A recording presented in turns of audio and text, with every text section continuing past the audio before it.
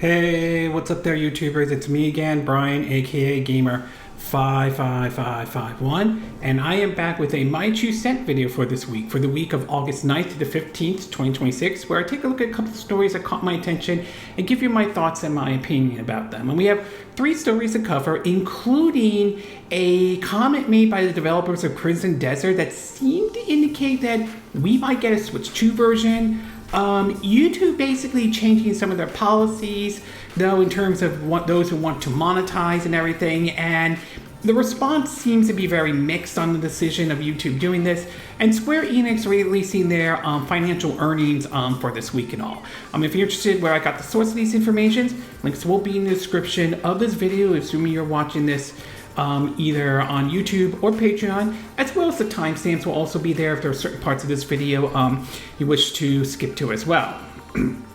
But before we get started, I like to do what I like to call the quick My 2 Cent, stories that kind of caught my attention, but I'm not going to go into a huge amount of detail. So the first one has to do that Nintendo's Switch Online, at least for the Switch 2, has expanded with a new game in their GameCube library, and that is Super Mario Sunshine. Now, some folks kind of view that sort of as the black sheep of the 3D Mario games, and some liked it, some didn't though. I thought it was good. I definitely enjoyed it as well, but maybe not on the same scale as, say, Super Mario 64 or Mario Galaxy 1 or 2 for that matter, or even Mario Odyssey. It's sort of a similar view I have with Super Mario 3D World. I think it's a good Mario game, or 3D Mario game, just not, at least in my book, not the best one in there. But either way, it's there if you have Nintendo Switch's online service, although those who still have a copy of that Super Mario 3D All-Stars that came out years ago, that was like a limited run, that game is still on there along with Mario 64 and Mario Galaxy as well and all. We also learned that one of the developers who worked on Bethesda's last made game, Starfield, has recently come out talking about saying how having like 1,000 planets was sort of the wrong decision to have, despite the fact that when the game was promoted, you know, Todd Howard and all basically pointing out how you could explore like all the, like these planets and everything. And well, I mean, Starfield has certainly gotten a mixed response over the years though, including some of the expansions though, although the last expansion, from what I understand, sort of got a better response and everything. I will say my view on Starfield hasn't really changed much in any way. I still think when you look at a Bethesda game or a game made by Bethesda, I still think it's their best one that they have done so far, because I do think it improves in certain areas though. But it is still a Bethesda game nevertheless. Some folks are going to love or hate those type of games, so it really comes down to your preference and choice though. I mean, do I still enjoy Starfield? Yes, but I don't consider, I won't go out of my way calling it the greatest thing since sliced bread or anything like that. And whether or not you think having 1,000 planets was the right move for them or not, obviously you could come to your own conclusion on that. Something it is, something it isn't or anything. We also learned that in an interesting surprise, a Asperity recently shadow dropped on Switch 1 and Switch 2. The Lord of the Rings War in the North has just recently come out, and Limited Run Games is currently going to do a physical version and everything, and Asperity has also promised more reveals of Lord of the Rings games, indeed though, which is certainly nice, indeed. I might try this one out though. I'll think about trying to get a physical version, maybe for like the Switch 2. I understand Switch 2 supposedly has it at 60 frames per second, and possibly, I believe that's it though. I don't know. I might be missing something on that though, but the idea of them bringing out more Lord of the Rings games would be very interesting if they could pull it off though. There are 3 that I could think of that would be great if they could bring them over. Obviously, there's going to be some licensing issues, but if they could pull it off, that would be great, such as the Twin Towers and Return of the Kings. Those were good games for a movie game, you know, for a video game based off of movie license and all. And I think the third way I've heard about that, I maybe played bits of it though, that one plays more like a traditional RPG and everything. So if they could bring those games over and have it run very well, I definitely would be down with that if that does happen and all. Obviously, those games were published by EA compared to where EA is today and everything like that. So remains to be seen if they could get those games over. Hope they could do that, but time will tell if that is the case or not, though. We also learned that supposedly Fire Emblem Fortune Reavers will allow you to use mouse control, which I think this is a good move, to be exact, though, because given the way Fire Emblem is designed, I think mouse controls could actually work for a game like this, considering it's a strategy, more of a strategy RPG type of game, though. Now, how well the mouse controls will be on this game or not, that remains to be seen. But I think if Nintendo and Intelligent Systems do it right, though, it could be something interesting to try, though. As I always felt like, I know mouse controls can be a hit and miss for some games out there, and some folks love it or some folks hate it. But I think strategy games like Fire Emblem or like Civilization, I think if done correctly, would be a good fit for this type of game and everything.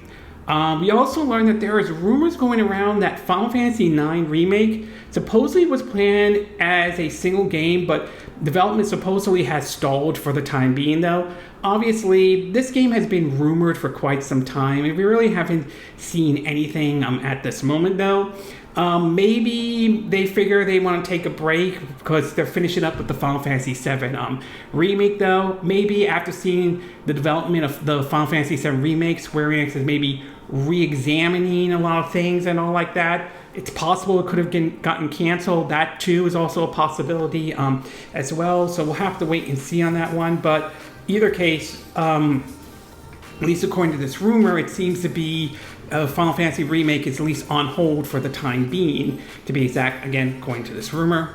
We also learned that Warner Bros. Has confirmed that Hogwarts Legacy 2 is in development, which I'm not really surprised by this, considering the positive response Hogwarts Legacy has gotten, though. I haven't touched the game or anything like that, but I've heard some very good response people had with the game in general and all. So, I mean, those who enjoyed the first one could probably be looking forward to the second one. Whether or not it's as good as the first one, again, remains to be seen and everything like that. But those who are fans of it, the first game, should hopefully be looking forward to the second one and all. We also learned that supposedly several Nintendo Switch demos are showing up with people basically warning folks out there who are thinking of buying one of the price hike that will be coming up. For those who may or may not be familiar, at least here in the US, the price hike is going to kick in September and all, which a lot of people point to, the whole RAM shortage and with the whole data center controversy going around and everything. I mean, it is unfortunate to see the price hike for the Nintendo Switch 2. I really do think that is certainly a not so great thing, though, and it's going to be very interesting to see what the Satana numbers are saying, and when Nintendo releases their fiscal quarter earnings, what impact the price hike is going to have on the Switch 2 and all. Now, granted, when compared to the price hike we're seeing for the Xbox Series X and S and the PS5 and PS5 Pro, I would say the price hike that Nintendo is doing for the Switch 2, at least in my view, isn't as bad as those systems. Nevertheless, it's still a price hike, though, and that's not going to sit well with everyone out there, especially for those who are thinking of buying a Switch 2, for the holidays to get to somebody, or if the rumors about a special edition Switch 2 with a Zelda theme, basically with the whole Ocarina of Time remake supposedly coming out this year and all, I can see why some folks why that could have some impact because of the price hike and all. So obviously they're warning people that price hike is coming up, though, and everything. So if you haven't gotten a Nintendo Switch 2 yet and you're planning on getting one, though, you might want to consider this might be a good time to get it before September for next month hits, when the price hike does go into effect and all. We also learned that the studio producers, P Studio Production, is considering pushing for, a remake of Persona 1 and Persona 2. To be exact, though, this is coming off the heel that we know that Persona 6 is in development and everything like that. Honestly, I would not be surprised if a remake of Persona 1 or 2 does happen. We have seen, Persona 3 get remake, though. We know Persona 4 is getting the remake treatment, so it would not surprise me if Persona 1 and 2 get that remake and all. And finally, we learned that basically Asha Shana, the Xbox boss, recently went over and tried out basically what is a live playthrough of Elder Scrolls 6 that seems to be in development at Bethesda and all. And supposedly her response seems to be pretty positive for what's being shown at this time. Now, granted, we're still waiting to see what the actual game is and how it plays and all, but hopefully it'll be very interesting to see how well that game has played and everything. I mean, a lot has changed since when Skyrim has originally come out and all. However, during her visit, there is a protest going on outside of Bethesda where someone put up a giant rat, basically in response to the whole layoffs that's been going on at Xbox. This was all part of Aulx Studio's, 100-day reset for the company and all. So, yeah, I can see why some folks are not happy because of the whole layoff situation and all. And I think you could point the blame to a lot of things. Some might point the blame to Aulx Studio, but I also think some of the blame falls on, some of it does fall on Phil Spencer, and some of it also falls on to the head of Microsoft, Satya Nadella, as well. So I think, if I'm saying his name correctly, so I think the blame really goes around to a lot of folks and everything. And in the movie and TV show part of the Quick My 2 Cent, we learned that supposedly Paramount is willing to be open to the idea to make a deal with the 12 states that are suing basically over these merger and all. This comes off the heels of supposedly the California Attorney General softening some of his stance, saying he's open to a deal and everything, and supposedly ranging from, David Edison threatening to take Paramount out of California to others like basically California Governor Gavin Newsom and the current Democratic nominee for Governor of California weighing in as well, talking about supposedly striking a deal and all. Whether or not a deal does happen or not remains to be seen, but if it does happen, I think there's a very good chance Paramount could be pressured into making some very serious concessions. I mean, some of that could be they have to give up owning CNN. They have to give up owning HBO Max. They may have to allow Warner Brothers to move ahead with spinning off these companies into their, into a separate company or anything like that. So there is a possibility that if a deal gets through, it is possible Paramount may have to give up certain things to really make this deal them to buy Warner Brothers Discovery. But unless we see something come up, for now, the trial is still set for March for next year, and supposedly, and again, I'm not a legal expert or anything, but supposedly if the deal is not closed by basically, I think it's the end of September and early October of this year, then Paramount will be paying sort of a fine and everything like that. And supposedly, if the deal is not closed by supposedly June of next year, Warner Brothers could technically walk away from Paramount. So we'll see what happens. I mean, I won't rule out the possibility a deal could come, but it's also possible it may not happen at all as well. We also learned that supposedly the former staff who worked on 60 Minutes are looking to talk to Netflix about launching their own version of 60 Minutes. This comes off the heels of several controversies under the head of CBS News and everything, and how that has been not in the best position whatsoever. I mean, if that does happen, that kind of would be a slap in the face to Viacom and CBS in general, considering there's controversy surrounding people in charge of CBS News and 60 Minutes in general over certain stories and political situations, such as being supposedly claim being, pro-MAGA and all. So it certainly would be interesting if that does happen and everything.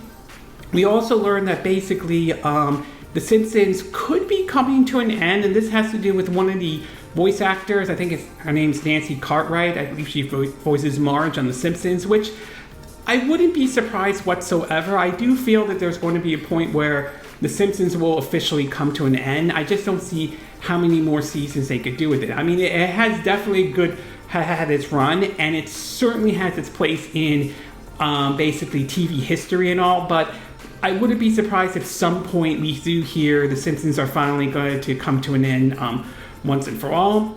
And finally, last but not least, we are learning that basically there was a push to do a live-action Power Rangers on Disney+, but according to Deadline, it seems to be that it's not going to happen at all. And there's been the Power Rangers have been sort of into a tough spot. I remember seeing ads for the 2017 movie, and supposedly that did not perform at the box office as well. Some have speculated that the Power Rangers maybe not have the same kind of brand power it once did, especially in this day and age. I mean, that's a possibility, but whatever the case is, though, it doesn't seem like the Power Rangers have been having some rough times, to be exact, though. I do remember hearing there was an attempt to try to do another movie, a reboot, at least under Paramount, but that did not go anywhere, to be exact. So who knows what's going to happen with the Power Rangers IP going forward and all. Okay, with the Quick My 2 Cent part now done, along with the movie and TV show part of the Quick My 2 Cent, we'll get started with our first story, and this one has to do with basically Square Enix and their recent fiscal earnings. Now, one of the things we've seen Square Enix has done ever since, Final Fantasy VII Rebirth, excuse me, originally came out for the PS5 is they have seemed to have pivoted towards being more of a multi-platform release rather than having their games, exclusive to one platform and everything. And some folks were wondering how this would pay off for them in the end or not. Well, a recent fiscal earnings has just recently came out for Square Enix, and it seems to indicate, at least according to what Square Enix is saying, that this shift towards a multi-platform approach is definitely paying off for them at the very least, though. In an article from Nintendo Life, it reads that, quote, Square Enix has shared its latest fiscal report for the first quarter of its fiscal year.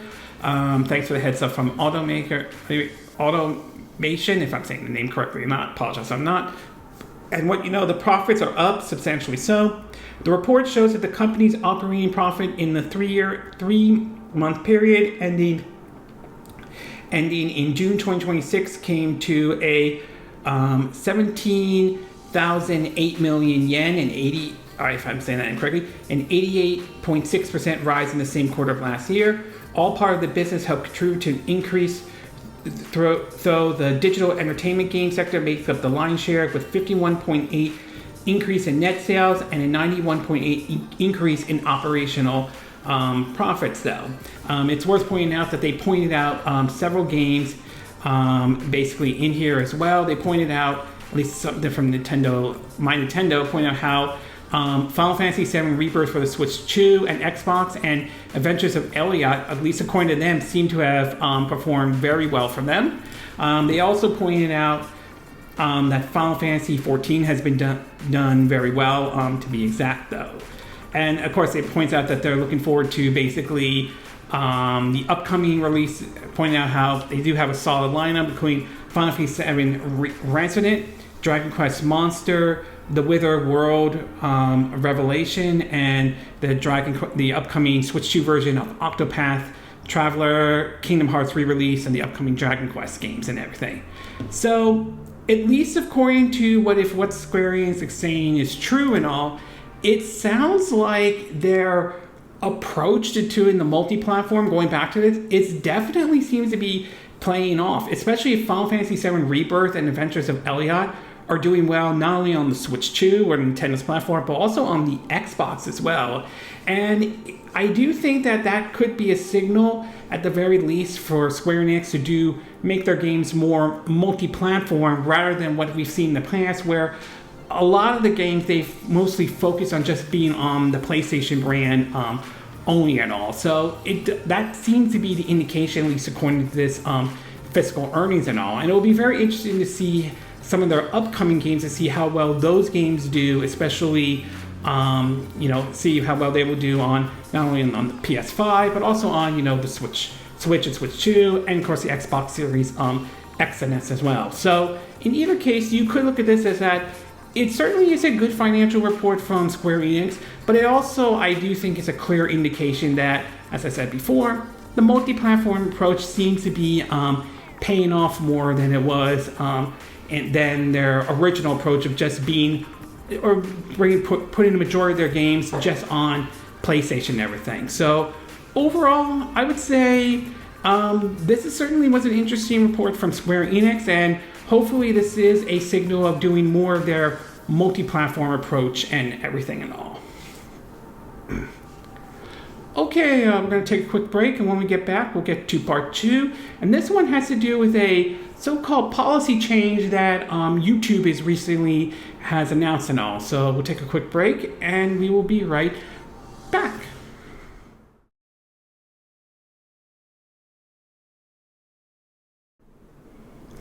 Okay, and we are back with part 2 of my 2 cent video, and for this one, we're going to be taking a look at a change YouTube is doing for those who are hoping to try to, join a partnership program, or monetize their videos and everything. Now, YouTube basically has its ups and downs, though, and there are some folks who like the platform, but there are those, there are those who feel like there have been some decisions YouTube has made that's made questionable to basically situations that make it sort of difficult for those who want to monetize their videos and all. I do remember when we went through the whole issue with what was often referred to as ad apocalypse, in terms of basically in response to how some people were complaining about how their ads were appearing on videos that were seen what they view as inappropriate and all. So there's been some back and forth about basically how YouTube has handled a couple of things here and there and all.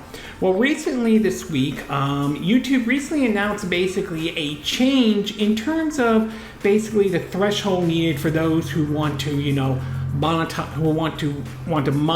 their video and all. And the response has been, let's just say, pretty mixed on the decision and all. But anyway, according to at least YouTube, they did put out something about on their official blog about their YouTube Partners program. Some of it ranging from the Premium Lite to YouTube Shorts and everything. But they pointed out how beginning February 1st, 2027, creators who have 10 million qualified Shorts views over the last 90 days will be eligible for ad and subscription revenues sharing on Shorts. Channels below this threshold remains in YouTube Partners YPP and continue earning on longer formats with Shorts. Revenue sharing automatically resumes once they cross 10 million views again, to basically the premium threshold and everything, by pointing out that, saying, quote, to keep the pace with the growth of YouTube, which now sees over 200 billion daily Shorts views and over 1 billion hours of watch time on TV every day, we are updating the YPP entry requirement for ads and premium revenue sharing for new content. This update won't impact creators already in the YPP. New creators applying for YPP will need 8,000 qualified watch hours in the last 365 days or 20 million qualified short videos in the last 90 days. The entry threshold to our fan funding and shopping product remains unchanged. Taken together, these new updates allows us to invest in new incentive programs that directly support creator growth and the many business models that works across YouTube.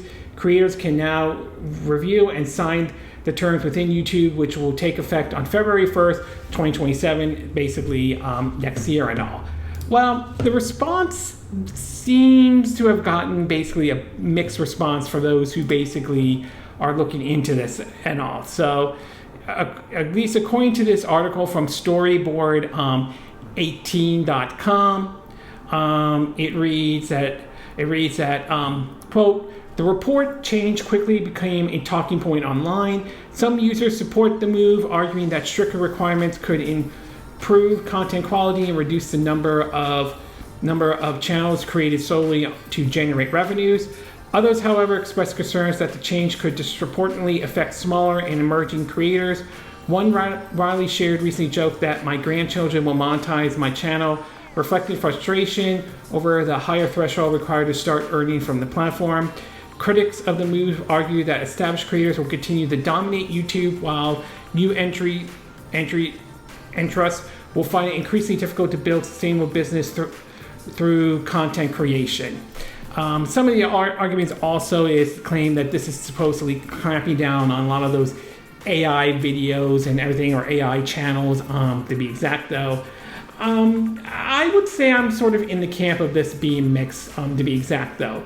I can understand some of the argument to really, crack down on just channels that just want to just to get money and everything like that. But at the same time, I can see how this could be a struggle for some channels that are just trying to get started. and everything like that, though. So it's definitely, you know, very much a mix on this. And let's just say YouTube has a history of making some decisions that don't exactly go over very well with everyone out there and all. So we'll see whether or not we'll see if this becomes a major issue or not. Some channels are some folks out there are thinking that this is going to impact their channel negatively. Others don't think it's a big deal and all. So it's definitely going to be, I will say this will probably be viewed as more of a controversial decision that YouTube makes, or another controversial decision that they make. Whether you agree with them or not, that's going to be entirely up to you on that one as well. But overall, YouTube certainly has made some changes, though, although I can understand not everybody is down with the changes YouTube made in regards of wanting to monetize your channel and everything. Okay, we're going to take a quick break, and when we get back, we'll get to our third and final part. And this one has to do with a report coming out of, sounds like, that Crimson Desert could be making its way over to the Nintendo Switch 2. So we'll take a quick break, and we will be right back.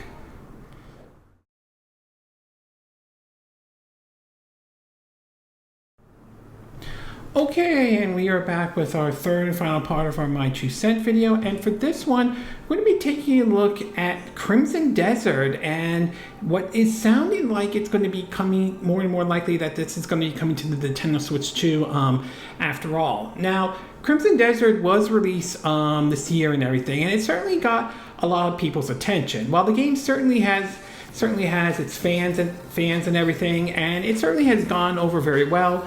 Around the time of its launch, it did get off into sort of what many view as sort of a rough start with some of the decisions that the developers made. But so far, they have added some updates to it, though, and it seems to be in a better position than when it was when it originally launched and everything. Now, the decision of whether, many wonder if this game would make its way over to the Nintendo Switch 2 and all.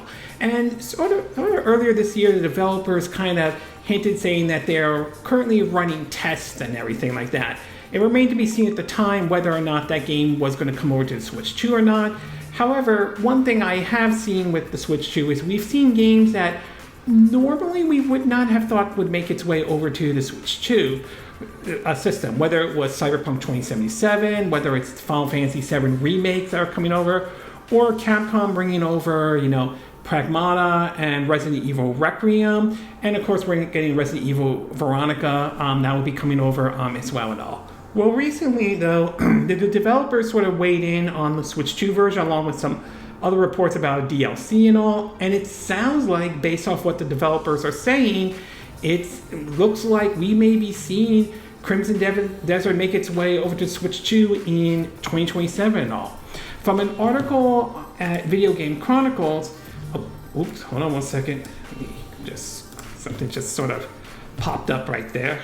Okay, there we go. Anyway, in an article from Video Game Chronicles, it points out that the game's being planned for the first half of 2027. It reads that, quote, in the latest earnings to shareholders, Pearl Abyss stated that it was preparing DLC strategic pricing and platform expansion of Crimson Desert to ensure long-term success. It then specifically mentioned a Switch 2 version, saying for platform expansion, the core focus is ensuring that Crimson Desert's signature graphics, action, and open world experience are fully preserved rather than excluding a simple port.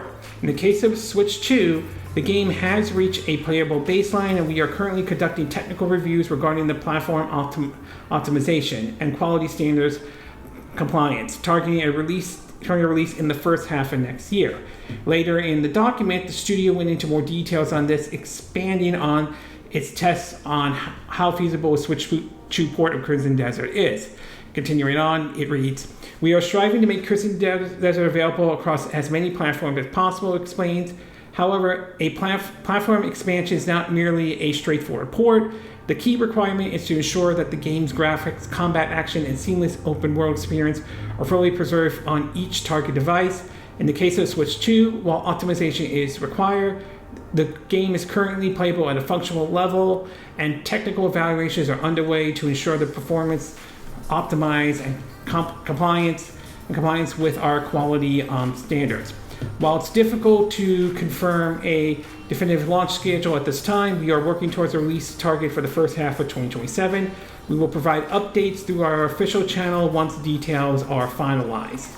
So it does sound like, at the very least, that it sounds like we could see Crimson Desert come out next year for the Nintendo Switch 2. Now, there's certainly going to be some questions to see how well that game is going to run on the Switch 2 and anything like that. My guess, and I'm not a game developer and I could be completely off on this one, I cannot see how they're going to get this one at 60 frames per second. While it is possible, though, I'm not sure. I think most likely this game, if it does come to Switch 2, will probably be at 30 frames per second, though, with the possibility maybe at 40 frames per second for 120 hertz, assuming that does happen or not. So we'll have to wait and see in terms of how well the game's going to run and how well it's going to look on the Switch 2.